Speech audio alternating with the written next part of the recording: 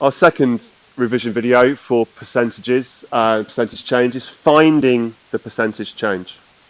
So what you'll be looking at with finding a percentage change is you'll be told the start and you'll be told the finish. So you might be told that something starts at £500 and it ends up at something like £425, and they will ask you what is the percentage change. So here you'll be told a start point and an end point. The first thing you need to do is work out what the change is. What has changed? From 500 it has become 425. Is that an increase or a decrease? It's a decrease. It's gone down. It's gone down by the difference between these two numbers, which is £75. So, the simple technique to find a percentage change is you compare the change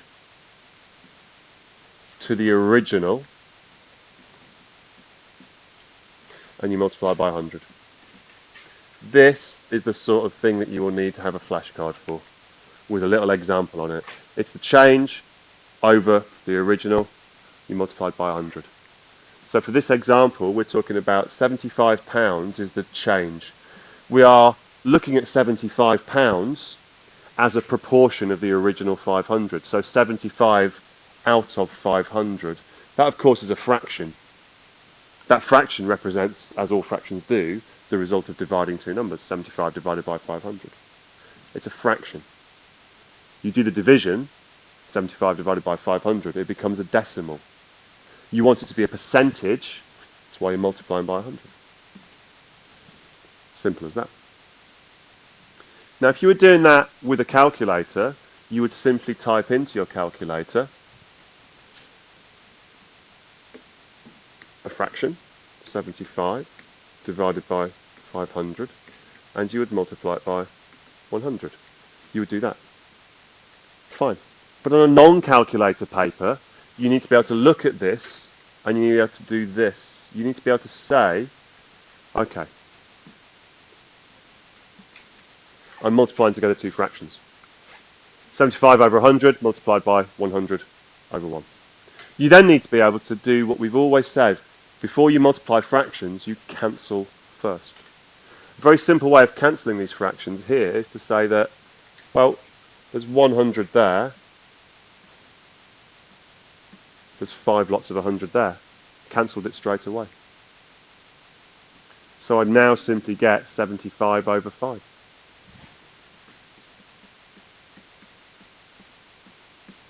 If I want to do 5s into 75, just use a bus stop method I was taught in primary school. 5s into 7 goes 1. Remainder 2. 5s into 25 goes 5. So my answer is 15.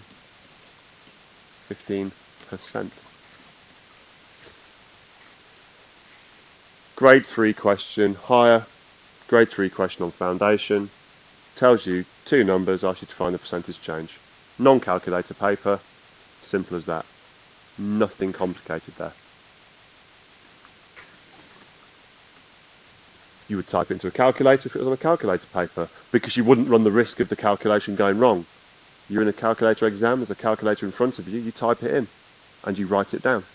And of course the calculator says 15. So, let's have a quick look at an exam question on this. Here's our little exam question. Our exam question says, a TV originally cost £5.20, in a sale it was priced at £3.40. What is the percentage reduction? Give your answer to one decimal place. So, what we're talking about here is it starts at 5.20.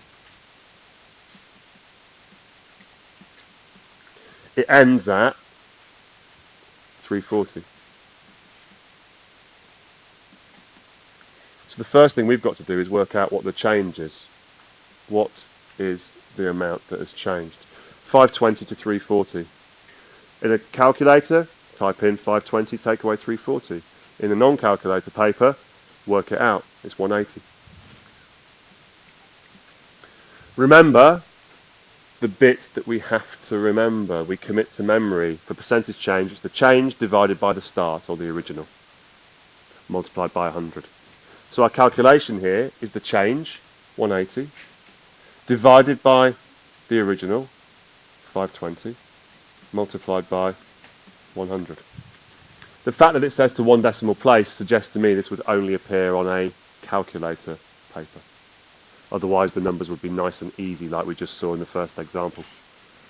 So with our calculator all set up, we are looking at the change of 180 as a fraction of the original price, 520. So 180 out of the 520. We multiply that fraction or that decimal by 100 to turn it into a percentage. We've got 34.615. 34.615.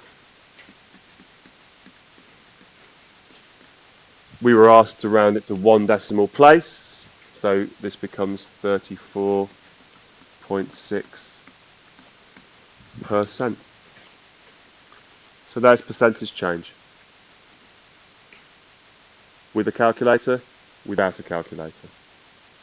Sometimes it goes up, sometimes it goes down, but it's always the change as a fraction of the starting point, always multiplied by 100.